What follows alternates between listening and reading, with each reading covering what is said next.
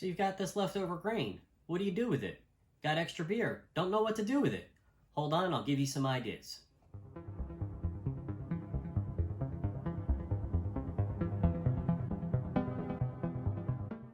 Hello everyone, Coach Chris here with WolfMoon Brewing, here again with Question of the Week. This week I'm going to go over a couple of things that you can do with leftover grain, or if you have some extra beer laying around. Now I know everybody's going, extra beer, you drink it. Yeah, well, sometimes there's some other uses for it.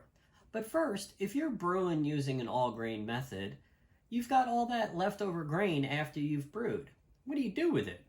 Well, there's a lot of people out there that have converted into dog biscuits, which is a really great idea.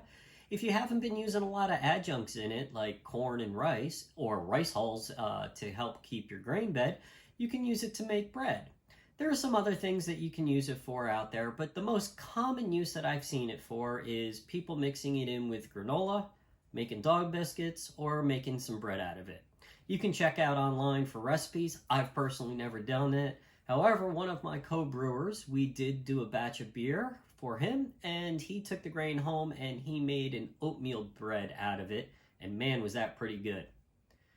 Now, after the product is done and you've got the beer, what if you've made too much? Well, yes, share it with friends and families, drink it, but there's some other options. You can use it to marinate meat. You can use it to marinate your bratwurst. Man, brats that have been sitting in a nice red beer with some onions for a while and then throw them on the grill, those are great.